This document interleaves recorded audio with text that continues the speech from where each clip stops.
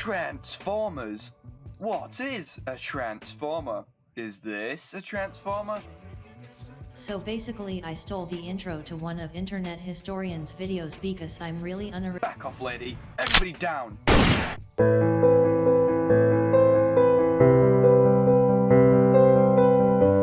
You there.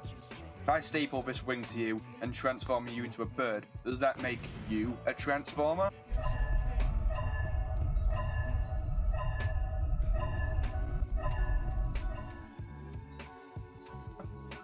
Ah, a transformer. A very nice action figure. Hey, what's going on here? Where's our son? What do you mean, where's your son? I'm your son now. And why won't this door open?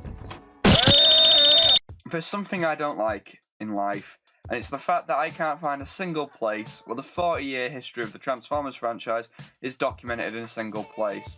So I'm here to fix that. Now, ignoring how the basics or Rodimus Prime will exist, Sniper! Because we all know you'd rather be watching me, so let's get into it. Okay gamers, class is in session. So before you detectives go down into the comments and ask what the fourth Cybertron video is. But first, what is a Transformer? Well, a Transformer is a toy action figure which is given to children of all ages, and I mean all ages. The story of the Transformers is ever changing as the brand finds newer and newer ways to grow and evolve. The basic story is, there's a civil war, it's in space, they're robots. They're robots who can transform into pretty much anything. Cars, planes, trains, adult toys. Wait a minute, we're missing sex toy. Where have you been? Oh, where haven't I been? And other forms of life like dragons, sharks and breasts. And they live on a planet called Cybertron, and it's in a dystopian society situation. You see the higher ups in the government follow the ideology called functionalism. Now this concept does exist in real life and boils down to something being defined by the function that it was made for. Allow me to explain.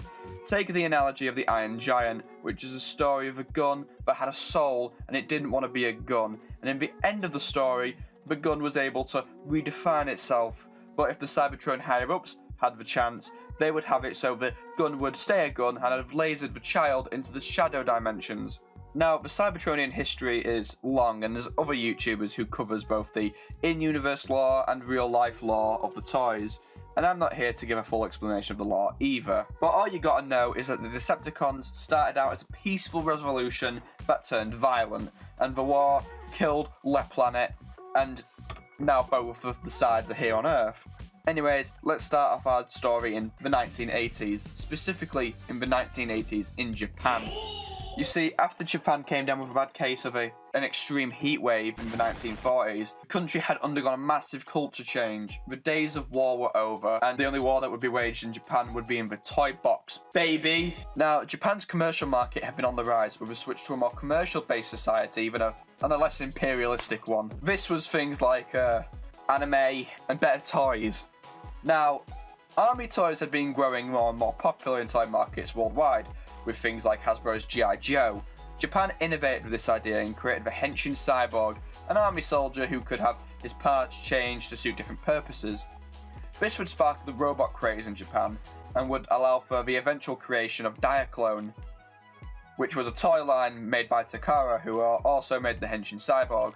But Diaclone was a bit different, you see. You see, the Diaclone toy lines could transform. diacloneレスキュー隊員彼らの乗る車はロボットに代わり救助に活躍する Now, that had to be a transforming toys before, but you see, they were just disassembled and reassembled to make different shapes. But Diaclone was different because with just a few joint changes, you could have a whole new toy. Once Diaclone came out, everybody wanted a piece of the pie. You had things like Astro Gun and Microman, but Diaclone was the first to capitalise on it. Now, here's where the story takes a turn. You see, Diaclone had attempted in the past to expand to the Western markets, but that ultimately failed. So they decided on a whole new strategy. They would partner with a pre-existing toy company that would be willing to sell their toys on the Western market. So Takara approached Hasbro with the idea, and Hasbro jumped at the chance and immediately began teaming up with Takara to buy other robotic toy molds. they decided that the story Takara had for its toys simply wouldn't work. You see, Takara's toys, the story was that they were robot mechs that were piloted by humans, but a lot of competing brands had the same idea. If Hasbro was going to make this work, they needed to rebrand, so they turned to Marvel Comics, who they had previously partnered with to work on the rebrand of the popular IP G.I. Joe. The franchise had been turned from a one-man army to an elite squad. So Marvel set to work, but here's where a whole new challenger appeared. You see, Marvel Productions attempted to pitch its own version of the Transformers, which, they weren't aliens, and they weren't warmongers either, but instead a happy little yellow beetle who blew a birthday cake. And let's just say the idea was sent to rest in the pits of eternity. Anyways, Marvel had placed the comic writers Denny O'Neil and Jim Shooter on the project, with the latter coming up with the name of Optimus Prime and being one to give Optimus his bio. Now, due to issues I couldn't find after one Google search, the project was passed down to the comic writer Bob Budiansky, who, like the Giga Chad he is, proceeded to create most of the character bios, and the basics of the story is Bob made character bios for characters like Bumblebee and Shockwave. Jim and Simon did do some stuff, however, for example writing the original treatment for the comics. However, with the help of some comic writers, Bill Mantolo and Jim subtitles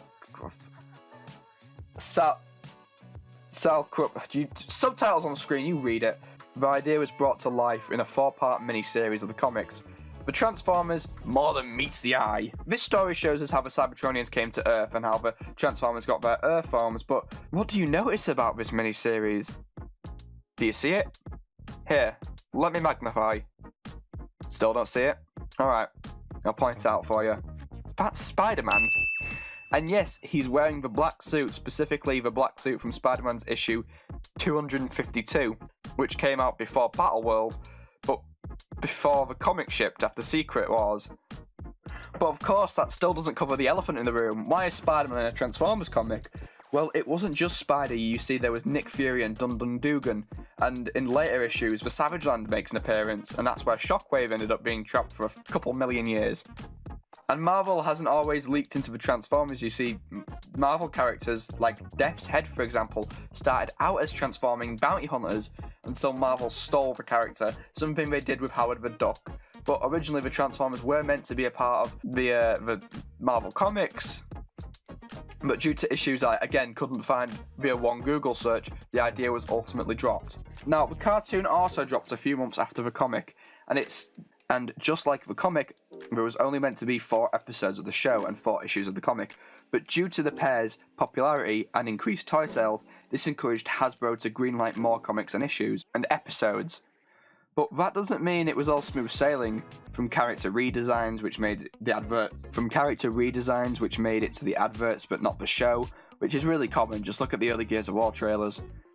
Now, it wasn't just Hasbro controlling the brand. You see, when the deal was struck, it gave Hasbro control over the brand in the West, but Takara remained in control in the East. Now, this doesn't mean there were 2 brands, but quite the opposite. Characters still had different names. For example, Optimus was called Convoy in Japan. The toys themselves were ported and resold into Western markets. This became apparent with Ironhide and Ratchet, whose toys were, well,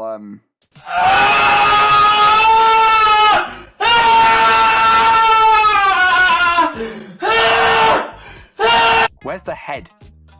You see, the toys look nothing like their animated counterparts, and this was because the toy molds were intended to be piloted mechs, and the heads of these toys were meant to be where the pilots came, so instead of changing the mold, they simply placed a sticker over the face.